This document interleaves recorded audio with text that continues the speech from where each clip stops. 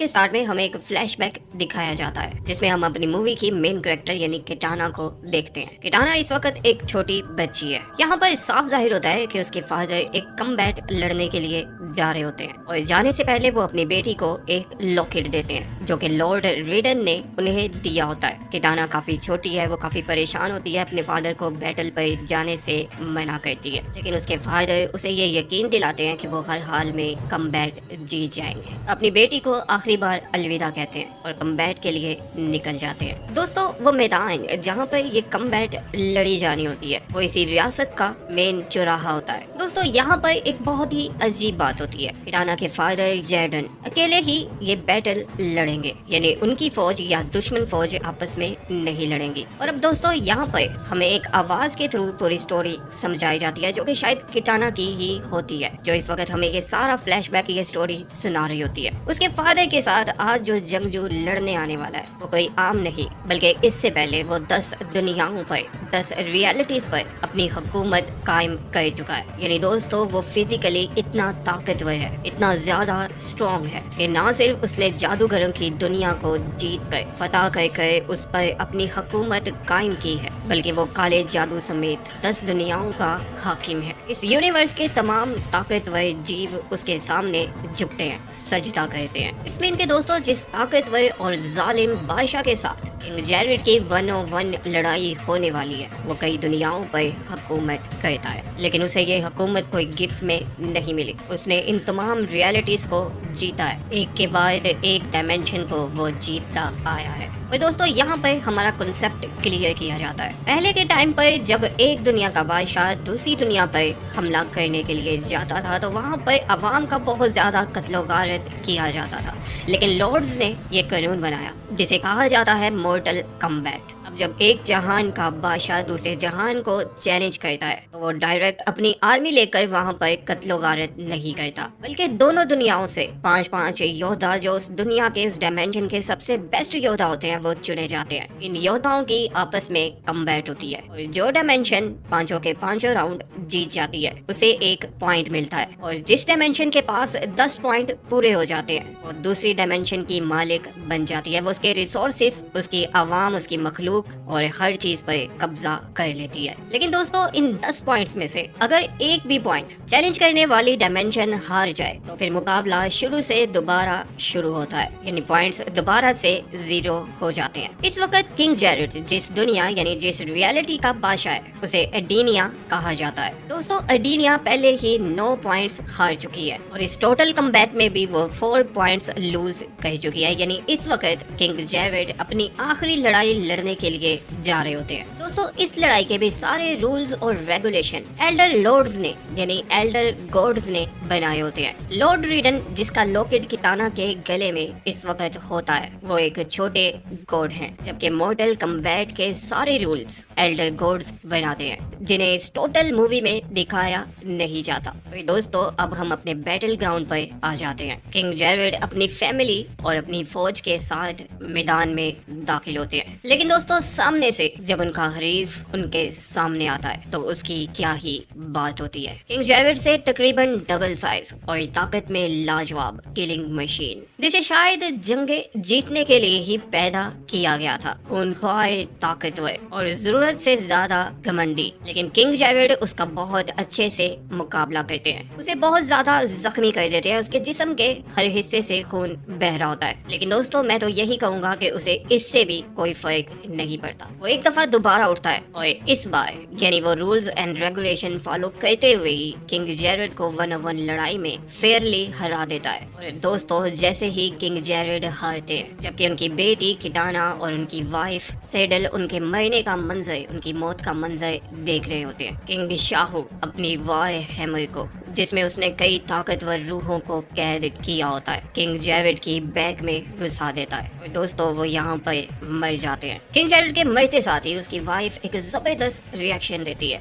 King Shahu के बहुत से सिपाहियों को अकेले ही मार देती है। लेकिन जैसे ही उसे पकड़ लिया जाता है और सजदा करने के लिए कहा जाता है तो वो तुरंत ही किंग शाहू को सजदा, जैसे वो इस वक्त के लिए पहले से तैयार थी। लेकिन दोस्तों यहाँ पर इस मूवी की सबसे ज्यादा अजीब बात देखने को मिलती है। किटाना किटाना आगे बढ़ती है, अपने फादर की डेड बॉडी से उनका रॉयल स्कार्फ उठाती है तो उसके पास किंग शाहू आता है, जो कि बजाय इसके कि उसे मारता या उसे कैद करने का हुक्म देता, वो तो उस पे बहुत ज्यादा मेहरबान होता है, बल्कि वो पूरी आवाम पर बहुत ज्यादा मेहरबान होता है। वो किटाना को अपनी बेटी बना लेता है, यानी वो अब शाहू की ही शहजादी बनकर रहेगी। और सैडल भी, जो किंग जेविड की वाइफ थी, उसे अपनी क्वीन के रूप में एक्सेप्ट कर लेता है। लेकिन दोस्तों, किंग शाहू जैसे ही ये बैटल जीतता है इस रियलिटी का जिसका वो बादशाह बनता है, वहाँ पर सूरज चमकना बंद हो जाता है, हर तरफ अंधेरा छा जाता है। और दोस्तों, अब हमारी स्टोरी प्रेजेंट टाइम में आ जाती है। और दोस्तों, यहाँ पर हम इस दुनिया के आखिरी बचे हुए जंगल में किटाना को लड़ने की प्रैक्टिस करते हुए देखते हैं, जहाँ पर उसकी सबसे अजीज, जिसे वो अपनी बहनों की तरह समझती है, जेड, किटाना को प्रैक्टिस करवा रही होती है। एक और मॉडल कम्बैट लड़ी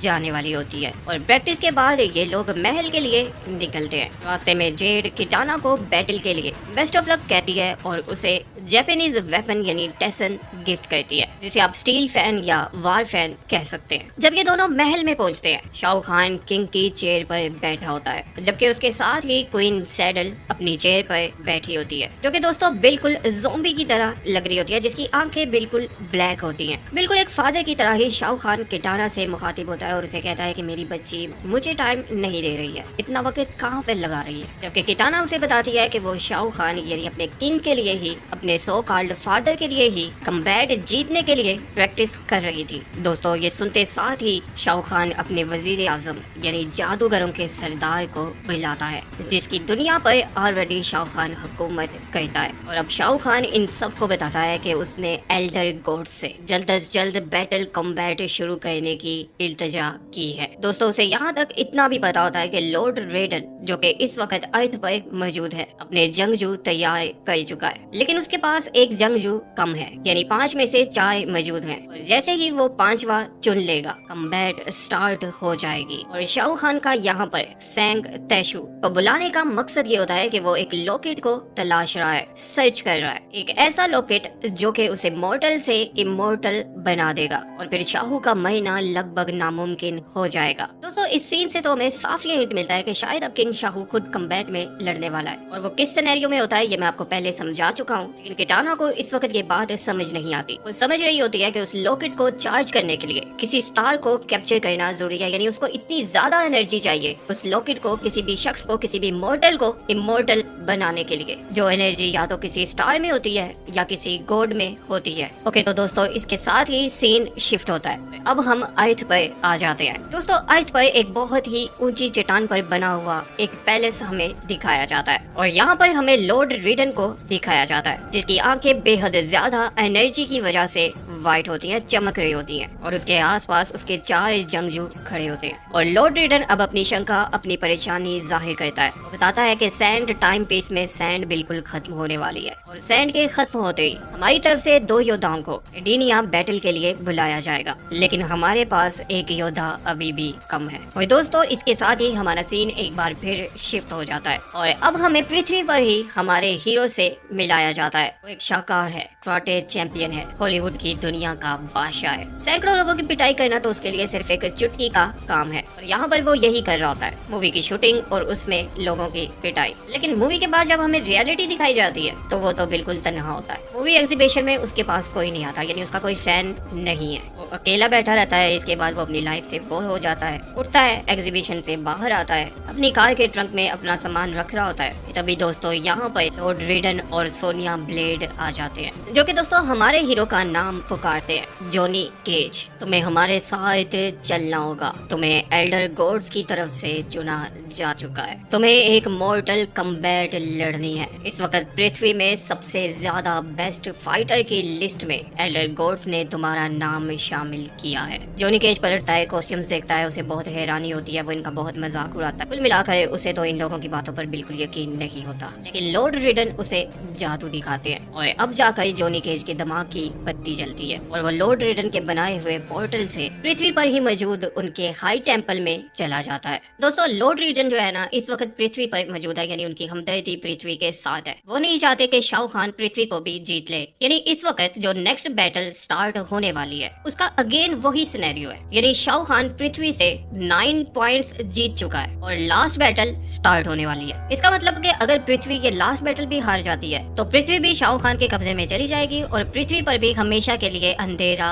हो जाएगा। जॉनी केज जब हाई टेम्पल को देखता है, यहाँ पे सारा मंजर देखता है, तो वो बहुत ज्यादा मुतासिर होता है। सोनिया उसे बैटल की प्रैक्टिस करते हुए 3 योद्धा दिखाती है, जिसमें एक के पास रोबो आर्म्स होते हैं, दूसरा स्कॉर्पियन का डिसेंडेंट है। स्कॉर्पियन वो जिसे हमने लास्ट पार्ट में नेदरवर्ल्ड यानी जहन्नुम में लड़ते हुए देखा था, यानी कोल यंग स्कॉर्पियन का डिसेंडेंट है, उसकी नस्ल में से है। जॉनी केज यहाँ पर नोट करता है कि जैक्स ब्रिग्स के पास रोबो आर्म है, यानी उसके पास भी एक सुपर पावर है। लियू किंग जो कि इस टीम का सबसे बेस्ट फाइटर है, उसके पास फायर आर्म्स है, यानी वो हाथों से आग छोड़ता है। कोल यंग के पास भी सुपर पावर्स है, लेकिन जॉनी केज के पास तो किसी किस्म की कोई पावर नहीं है। लेकिन फिर भी दोस्तों वो बड़ा बहादुर है, बहुत स्मार्ट है, अपनी पुरानी जिंदगी से तंग आ चुका है, इसलिए वो ये बैटल लड़ने के लिए तैयार हो जाता है। लेकिन दोस्तों बातों बातों में उसे पता चलता है कि एल्डर गोड्स ने उसे ऐसे ही नहीं चुना, उसकी जगह पर एक और फाइटर हुआ करता था, जिसे हमने मूवी के लास्ट पार्ट में मरते हुए देखा था, जो कि पृथ्वी की तरफ से ही बैटल लड़ रहा था, यानी कोंग लाओ जो कि लॉर्ड रिडन का बेटा था। उसे शेंग शू जो कि मैजिशियन है उसने मार दिया था। दोस्तों जैसे ही जॉनी केज ये बात सुनता है कि फाइट में एक फाइटर की जान चली गई थी, यानी दूसरे फाइटर ने उसको मार दिया था, तो वो कहता है ये तो रूल्स के खिलाफ है, आप ऐसे ही किसी को नहीं मार सकते। तुम लोगों ने मुझे बताया कि ये एक टूर्नामेंट है जिसमें फाइट होनी है, ना कि ये कोई स्क्विड गेम है। टूर्नामेंट में एक रेफरी होता है, फाइट अच्छे से लड़ी जाती है, रूल्स एंड रेगुलेशंस होते हैं, लेकिन जिस फाइट में तुम लोग मुझे उतारने वाले हो वहाँ पर तो मरने का खतरा है। और अब जॉनी केज को पता चलता है कि इसे मॉर्टल कम्बैट ऐसे ही नहीं कहते, वाकई अगर वो हारा तो उसकी जान जा सकती है। जॉनी केज की तो हालत टाइट हो जाती है और वो लॉर्ड रिडन से कहता है कि अभी के अभी मुझे मेरे घर वापस भेज दो, तुम लोगों को तो हारना भी नहीं आता, हारने के भी कुछ असूल होते हैं। सभी फाइटर्स जॉनी केज से बहुत ज्यादा रिक्वेस्ट करते हैं, लेकिन जॉनी केज वापस पोर्टल के थ्रू अपने घर चला जाता है। और दोस्तों अब हमें दूसरी तरफ एडिनिया में शाहरुख खान का महल दिखाया जाता है, जहां हम एक और जादूगर क्वेन ची को देखते हैं। लेकिन दोस्तों ये कोई आम जादूगर नहीं, ये काला जादू करने वाला एक बहुत ही खतरनाक जादूगर होता है। दोस्तों ये इतना खतरनाक है कि मरे हुए मुर्दों को जिंदा कर सकता है, पूरी तरह से लोगों के ब्रेन वॉश कर सकता है, उनसे अपने मन के अपनी मर्जी मुताबिक काम करवा सकता है। शायद क्वीन सीडल की आंखें ब्लैक भी इसी की वजह से हैं। ये इंसानों को ज़ॉम्बीज में बदल सकता है। तो दोस्तों जिस वक्त क्वेन ची महल की तरफ आ रहा होता है, उसे रास्ते में जेड और किटाना मिलती है। पूछने पर पता चलता है कि क्वेन ची ने अपने कुछ बंदों को पृथ्वी भेजा था, वहाँ से एक चोर कैनो की लाश यहाँ पर लाने के लिए। और दोस्तों क्वेन ची का मकसद ये होता है कि वो कैनो को दोबारा जिंदा करेगा और उससे पूछेगा कि उसने लॉर्ड रीडन का लॉकेट जो उसने उसके टेंपल से चुराया था वो कहाँ है। क्वेन ची कैनो के सर पर हाथ रखकर वर्ड्स बोलता है और कैनो एक जोरदार चीख के साथ जाग जाता है। दोस्तों यहाँ पर क्वेन ची कैनो के माइंड को चेंज नहीं करता, यानी उसे ज़ॉम्बी टाइप नहीं बनाता, उसकी एक आंख नहीं होती, जो कि लास्ट पार्ट में सोनिया ब्लेड ने ही जाया कर दी होती है। इट्स मीन के सोनिया ब्लेड के हाथों ही कैनो मारा गया था। कैनो उठता है, उससे एमेलेट के बारे में पूछा जाता है, तावीज के बारे में पूछा जाता है, और वो अपनी पॉकेट्स में हाथ मारता है और तावीज उसके अपने पास ही होता है। वो एमेलेट निकालता है और क्वेन ची को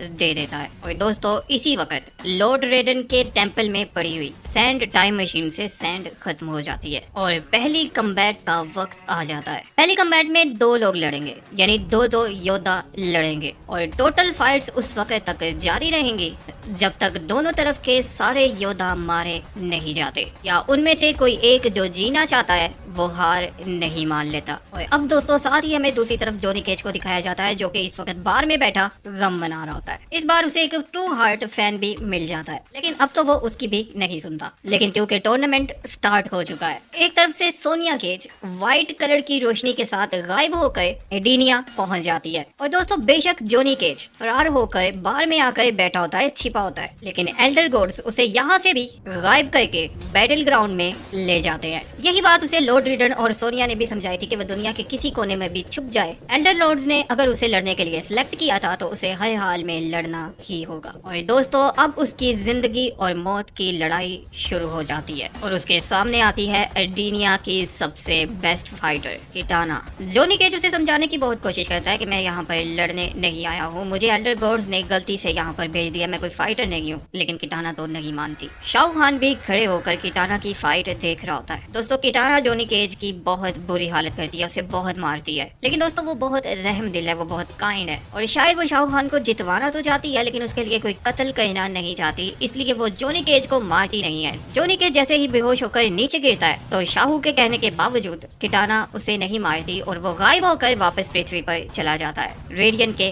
टेम्पल में। और दोस्तों यहाँ पर आसमान में तैरते हुए बड़े बड़े जलते हुए पॉइंट्स में से पृथ्वी का एक पॉइंट कम हो जाता है, वो ब्लू लाइट जलना बंद कर देता है। सोनिया ब्लेड जब लड़ने के लिए जाती है तो उसका मुकाबला होता है क्वीन सिडल से। सोनिया और क्वीन सिडल आपस में एक दूसरे को तारीफ कराती हैं और दोस्तों हमें यहाँ पर पता चलता है कि क्वीन सिडल पहले मर चुकी है, उसे क्वीन ची ने ही जिंदा किया है। पहले शायद उसकी हमदर्दी शाहरुख खान के साथ नहीं थी लेकिन अब वो एक ज़ॉम्बी की तरह रिएक्ट करती है और या तो बहुत अच्छी फाइटर होने की वजह से शाहरुख खान ने उसे मौत से वापस बुलाया है या ये एडीनिया के लोगों पर हुकूमत करने का एक आसान तरीका है जो कि मुंह से बहुत तेज साउंड वेव्स छोड़ती है जो कि किसी भी चीज को तोड़ देती है। और दोस्तों यहाँ पर पहली बार हमें सोनिया की सुपर पावर नजर आती है जिसके हाथों से लेजर निकलती है और वो जोरदार हैमर की तरह चीजों पर पड़ती है और चीजों को कुचल देती है या चीजों के अंदर से गुजर जाती है और उन्हें तोड़ देती है। बहरहाल यहाँ पर सोनिया ज़ॉम्बी क्वीन का बहुत ही बुरा हाल करती है, उसे मारने के बाद वो वापस पृथ्वी पर चली जाती है और अब जॉनी केज भी टेम्पल में ही होता है। दूसरी तरफ हमें एक सीन दिखाया जाता है जिसमें कैनू को क्वेन ची एक बहुत ही जबरदस्त यानी स्पेशल आई बना कर देता है जिससे वो लेजर थ्रो कर सकता है। जॉनी केज जब जागता है तो उसे अपने हारने का अफसोस होता है और वो लॉर्ड रिडन को खुद को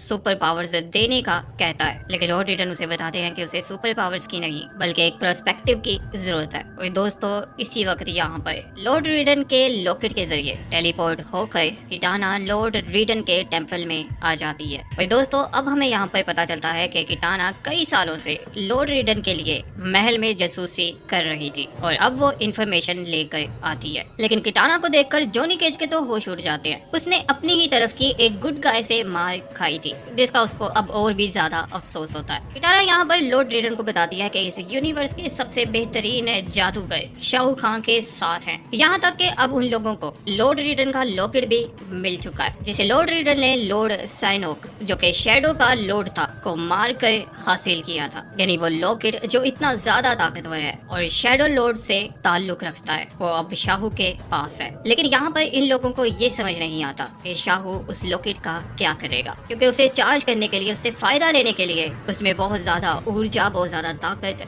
डालनी होती है। बहरहाल किटाना ये सारी इन्फॉर्मेशन इन लोगों को बताती है और वहाँ से चली जाती है जहाँ पर उसकी फ्रेंड, उसकी सो कॉल्ड सिस्टर जेड उसे टेलीपोर्ट होकर दूसरी डिमेंशन में जाता देख लेती है। अब वो उसे मना करती है क्योंकि जेड की तो सारी वफादारी किंग शाहू के साथ होती है। उसने कसम खाई होती है कि वो हर हाल में किंग शाहू को सर्व करेगी। यहाँ तक कि उसके रॉड के ऊपर जिसके साथ वो लड़ती है किंग शाहू की पिक्चर बनी होती है। दूसरी तरफ दोस्तों महल में क्वीन ची किसी मरे हुए को मौत से जगा रहा होता है और वो उसे कहता है कि तुम जब मर गए थे तुम्हें ना तो लॉर्ड रिडन ने याद किया, ना ही तुम्हारे दोस्तों ने और ना ही किसी और ने। अब तुम जागे हो, तुम दुनिया के बेस्ट फाइटर हो और तुम्हें किंग शाहू के लिए लड़ना होगा। और दोस्तों साथ ही हमें सीन दिखाया जाता है कोंग लाओ जो कि लॉर्ड रिडन का बेटा है, वो अचानक से जिंदा होकर इन लोगों के सामने आ जाता है और वो धोखे से अपने ही बाप का गला काट देता है। जैसे ही लॉर्ड रिडन का गला कटता है तो उससे तेज रोशनी, ऊर्जा निकलने लगती है और तभी यहाँ पर जादूगर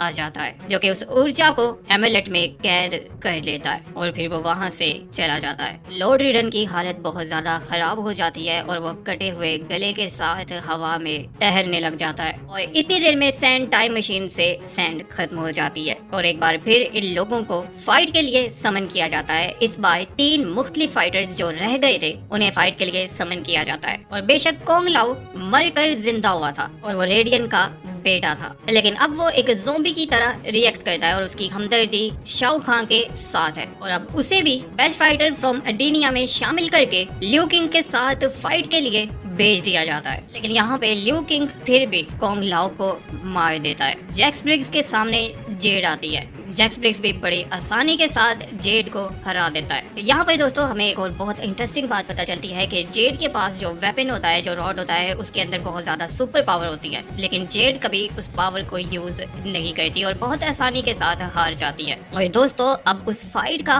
वक्त आ जाता है जिसके लिए शायद शाओ खान कई सदियों से इंतजार कर रहा था और उसने एमुलेट और लॉर्ड रिडन की पावर चुराई थी। फाइट से पहले क्वेन ची शाओ खान के सीने पर वो लॉकेट, वो एमुलेट लगाता है जिससे एक मॉर्टल जिस्म में इमोर्टैलिटी आ जाती है, यानी वो अब हमेशा हमेशा जिंदा रहेगा, उसे कोई भी नहीं मार सकता। और अब दोस्तों शाओ खान और कोल यंग की फाइट स्टार्ट होती है। देखा जाए तो कोल यंग शाओ खान पे भारी होता है, वो उसे बड़ी आसानी से बहुत ज्यादा नुकसान पहुंचाता है और शायद अगर शाओ खान के अंदर इमोर्टैलिटी यानी उस एमुलेट की पावर ना होती तो शाओ खान यहाँ पे मारा जाता, लेकिन उसने चीटिंग की थी, उसने अपने आप को इमोर्टल बना लिया और अब उसे जितना मर्जी नुकसान पहुंचाया जाए वो उसे रिकवर कर लेता है, उसके वुंड्स भरे जाते हैं और बिल आखिर वो कोल यंग को मार देता है जो कि स्कॉर्पियन का डिसेंडेंट है। लड़ाई के बाद ये दोनों जीते हुए योद्धा टेंपल में वापस आते हैं जहाँ पर ये लॉर्ड रिडन को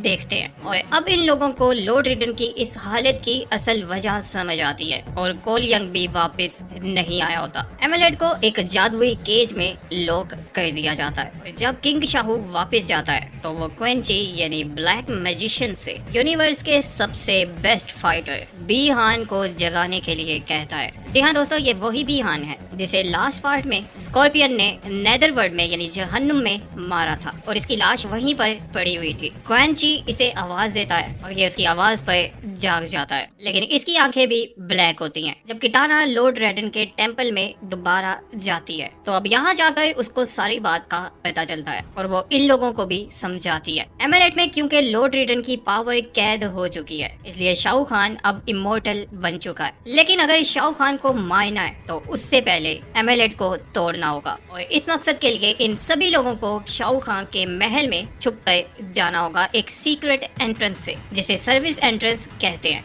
एक ऐसी एंट्रेंस जहां से डार्क कर्टन्स वहां पर जाते रहते हैं। दोस्तों अब ये लोग लॉर्ड रिडन की बची कुची पावर्स के साथ टेलीपोर्ट होकर एक साथ एडिनिया पहुंच जाते हैं जहां पर ये लोग टार्टन्स के किंग ब्राका से कहते हैं कि ये लोग शाओ खान को हराने की कोशिश कर रहे हैं और इसलिए ब्राका को भी इन लोगों का साथ देना चाहिए। लेकिन दोस्तों टार्टन्स तो बहुत ही ज्यादा ब्लड थर्स्टी वायलेंट क्रिएचर्स होते हैं जिन्हें आप स्कैवेंजर्स एनिमल्स कह सकते हैं। एक ऐसी किस्म, एक ऐसी नस्ल, एक ऐसी ब्रीड जो कि मरे हुए गले हुए गोश्त को खाती है। उन्हें क्या लगे शाओ खान से या किसी की लड़ाई से, लेकिन ब्राका का अपने लोगों पर बहुत ज्यादा असर हसूक होता है, उसकी बहुत दोस्त होती है। लिu किंग उसे सिंपली अपने साथ फाइट के लिए चैलेंज करता है। अगर ये लोग जीते तो ब्राका इनकी मदद करेगा और इनका गुलाम बन जाएगा, लेकिन ब्राका तो लिu किंग का चैलेंज ही एक्सेप्ट नहीं करता, जैसे कि वो लिu किंग को कुछ भी नहीं समझता। और तभी यहाँ पर जॉनी केज पहली बार बहुत बहादुरी दिखाता है। वो ब्राका को बहुत ज्यादा डिसरिस्पेक्ट करता है, बहुत किल्ली उड़ाता है उसकी, जिसपे ब्राका बहुत ज्यादा गुस्सा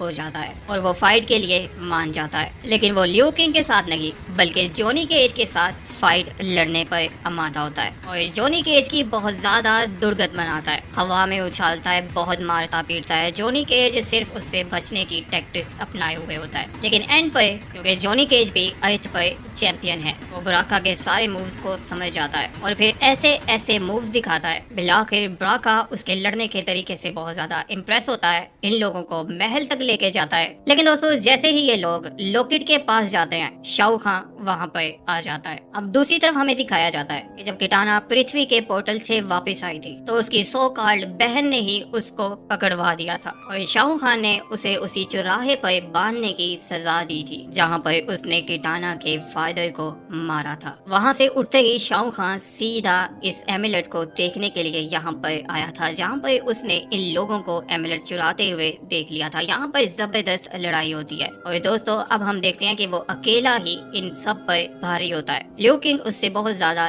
लड़ाई करता है, लेकिन फिर उसे एहसास होता है कि वो जितना ज्यादा भी शाओ खां को नुकसान पहुंचा ले उसे कोई फर्क नहीं पड़ता। जैक्स, सोनिया और लियू किंग शाओ खां से लड़ते हैं, जिसमें जैक्स मारा जाता है। और जैसे ही शाओ खां इन दोनों को यू आर नेक्स्ट कहकर पुकारता है, ये सभी लोग जिनकी नेक्स्ट फाइट होनी होती है एकदम से टेलीपोर्ट होकर यहाँ से उस चौराहे पर पहुंच जाते हैं जहाँ पर किटाना बंदी होती है। पीछे से जॉनी केज एमुलेट को चुराने की कोशिश करता है, लेकिन तभी यहाँ पर इस यूनिवर्स का सबसे बेस्ट फाइटर, बेस्ट योद्धा बिहान आ जाता है, जो कि अब एक ज़ॉम्बी की तरह रिएक्ट करता है और वो एमुलेट को सिक्योर करने के लिए उसे वहां से लेकर गायब हो जाता है। और अब दोस्तों सीन में एंट्री होती है कैनो की, जो कि दोस्तों इस बार पृथ्वी का साथ देता है और लॉर्ड रीडन और जॉनी केज को बताता है कि बिहान एमुलेट लेकर नेदरवर्ल्ड यानी हेल की दुनिया में चला गया है। उसका ये बताने का मकसद ये होता है कि वो खुद अब पृथ्वी को उजड़ते नहीं देखना चाहता। वो एडिनिया और हर उस दुनिया में जिसमें शाओ खां हुकूमत करता है वहाँ का लावा, वहाँ का अंधेरा देखकर परेशान हो चुका है और वो अब पृथ्वी पर एंजॉय करने के लिए जाना चाहता है, जिसके लिए पृथ्वी को बचाना बहुत जरूरी है। और अब लॉर्ड रिडन अपनी बची कुची लास्ट पावर्स के थ्रू इन लोगों को पोर्टल के थ्रू नेदरवर्ल्ड यानी जहन्नुम में भेज देते हैं। दोस्तों एक ऐसी जगह जिसके नाम से बड़े बड़े लोग कांपने लग जाते हैं, जहां आग और सायों का राज है। लेकिन दोस्तों जैसे ही ये लोग वहां पर पहुंचते हैं तो देखते हैं कि वो मंजर तो बहुत ही खूबसूरत है। एक शख्स वहां पर जमीन पर खूबसूरत आकृतियां बना रहा होता है। पेड़ पौधे हैं, उन पर फल लगे हुए हैं जिनका बहुत ही अच्छा जायका है। मानो के लोग तो जहन्नम को यूं ही बदनाम करते हैं। लेकिन यहाँ पर एक शख्स होता है जिसका नाम होता है हंजो हसाशी, माय फेवरेट नेम हंजो हसाशी। ये लोग उससे मदद मांगते हैं कि उन्हें बिहान को ढूंढना है, लेकिन वो तो मदद नहीं करना चाहता। बेशक इन्हें लॉर्ड रीडन ने भेजा है, लेकिन लॉर्ड रीडन कौन है वो ये भी जानना नहीं चाहता। लेकिन जब ये लोग उसे बताते हैं कि उसकी फैमिली का कातिल यानी बिहान अभी भी जिंदा है, जिसे सब लोग सब जीरो के नाम से जानते हैं, एक बेहद बहादुर क्राय का कातिल जिसने हंजो हिसाशी की फैमिली यानी उसकी बीवी और उसके बेटे को आइस क्लोन में बदल दिया था लास्ट पार्ट में। और दोस्तों हंजो जैसे ही बिहान के बारे में सुनता है पूरी जगह का नक्शा बदलना शुरू हो जाता है। जो फल पहले बहुत हरे भरे थे अब वो सड़ गल जाते हैं, यहाँ तक कि वो पूरी की पूरी जगह आग और रॉक्स में बदल जाती है, वाकई जहन्नुम। और अब हंजो हिसाशी उनको बताता है कि मैं यहाँ का कमांडर हूँ, मेरी मर्जी से जहन्नुम चेंज होती है। जिसने मेरी बीवी और बच्चों को मारा था वो यहाँ से बच गए नहीं जा सकता। और अब ये लोग बिहान को ढूंढने के लिए चल पड़ते हैं। दूसरी तरफ हम देखते हैं कि जेड जो कि शंगशु यानी मैजिशियन का एतमाद पूरी तरह से जीत चुकी है। इन लोगों को जब पता चलता है कि जॉनी केज और कैनो हंजो हिसाशी के साथ मिलकर बिहान को मारने के लिए निकल पड़े हैं, तो जेड मैजिशियन को खुद को नेदरवर्ल्ड में भेजने का कहती है कि वो वहाँ जाकर बिहान की मदद करेगी और खुद मैजिशियन बड़े आराम से जाकर लॉर्ड रीडन को मार सकता है। चुनाचे ऐसा ही होता है, मैजिशियन लॉर्ड रीडन को मारने के लिए निकल पड़ता है, लेकिन जेड टेलीपोर्ट होने से पहले अपने पास मौजूद रोड के ऊपर से शाओ खान की मूर्ति तोड़ देती है, जिससे उसकी रोड एकदम से जादुई बन जाती है। और अब हमें पता चलता है कि उसकी हमदर्दी भी कैटरीना के साथ थी। शाओ खान के लिए तो शायद वो नाटक कर रही थी, लेकिन बहरहाल वो टेलीपोर्ट होकर नेदरवर्ल्ड पहुंच जाती है। दोस्तों अब हमें दोबारा से शाओ खान, लियू किंग और सोनिया ब्लेड की फाइट दिखाई जाती है, जहाँ पे शाओ खान बड़ी ताकत के साथ इन लोगों को मार रहा होता है। यहाँ पर लियू किंग के पेट में वो अपनी हैमर घुसा देता है, लेकिन लियू किंग बजाय इसके कि ह्यूमंस की तरह मरता, वो तो आग में गायब हो जाता है जैसे वो आग का बनाओ। इसके बाद शाओ किंग सोनिया ब्लेड को बस मारने ही वाला होता है कि सोनिया किटाना के हाथ और पैर खोल देती है। उसके हाथ और पैर खोलते ही सोनिया भी हार जाती है। और दोस्तों पृथ्वी 5 के 5 पॉइंट्स हार जाती है, जबकि एडिनिया के 2 पॉइंट्स अभी भी बाकी होते हैं। इसमें के शाओ खान की हुकूमत अब पृथ्वी पर कायम होने वाली है। और दोस्तों यहीं पर हमारा सीन एक दफा फिर चेंज हो जाता है और अब हमें नेदरवर्ल्ड में चलती हुई फाइट दिखाई जाती है, जिसमें ये सारे लोग मिलकर बड़ी मुश्किल से बिहान का मुकाबला करते हैं, क्योंकि इस बार वो अकेला नहीं बल्कि उसके साथ शैडो लॉर्ड्स भी शामिल होते हैं। लेकिन बिल आखिर ये लोग उन दोनों को हराकर एमुलेट को तोड़ देते हैं। एमुलेट के तोड़ते साथ ही इससे पहले कि मैजिशियन लॉर्ड रीडन को मार पाता, लॉर्ड रीडन की पावर्स वापस लौट आती हैं। पावर्स के वापस लौटते ही हमें वापस शाहरुख खान की जीत का मंजर दिखाया जाता है, जहाँ पे शाहरुख खान और किटाना नहीं जानते कि अब क्या होने वाला है, लेकिन किटाना बड़ी बहादुरी से अपने फादर को याद करती है और पृथ्वी की तरफ से शाहरुख खान को चैलेंज करती है। देखते ही देखते एडिनिया का एक पॉइंट कम होकर पृथ्वी की तरफ एक पॉइंट दोबारा से जलने लग जाता है और अब किटाना और शाहरुख खान की फाइट स्टार्ट हो जाती है, जिसमें बिल आखिर किटाना शाहरुख खान को मार देती है, क्योंकि दोस्तों अब वो मोर्टल हो जाता है। उसके जिस्म से एमुलेट का निशान, उसकी पावर खत्म हो जाती है और दोस्तों बिल आखिर वो मारा जाता है। और दोस्तों मूवी के लास्ट सीन में हम देखते हैं कि जॉनी केज दूसरी तरफ बैठा हुआ डार्क कर्टन्स को अपनी कहानी, अपनी बहादुरी के किस्से सुना रहा होता है। यानी दोस्तों उसे नहीं पता होता कि शाहरुख खान इस वक्त डिफीट हो चुका है और दूसरी तरफ क्या सीन चल रहा है, लेकिन यहाँ पर जॉनी केज बैठा हुआ अपनी बहादुरी के, किस तरह उसने जमीन पर कितनी लड़कियों की जान बचाई, किस तरह उसने दूसरी दुनियाओं को बचाया, ये सब कुछ सुना रहा होता है। यहाँ तक कि वो लॉर्ड रीडन के बारे में भी बहुत सी बातें एक्स्ट्रा लगा कर रहा होता है। लेकिन बिल आखिर लॉर्ड रीडन, सोनिया, किटाना और जेड उसके पास आते हैं और उसे सारा सीन बताते हैं। जॉनी केज ने बिल आखिर अपनी पावर्स हासिल कर ली थी और लास्ट किक जॉनी केज ने ही अपने पावर के थ्रू मारी थी, जिससे एमुलेट टूट गया था। इतनी देर में यहाँ पर कैनो भी आ जाता है, जिसने ब्लैक मैजिशियन क्वीन ची को पकड़ा होता है और अब दोस्तों ये सभी लोग मिलकर अपने सभी मरे हुए साथियों को दोबारा जगाने के लिए जा रहे होते हैं। और दोस्तों इसी के साथ ही हमारी मूवी की कहानी यहाँ पर खत्म हो जाती है।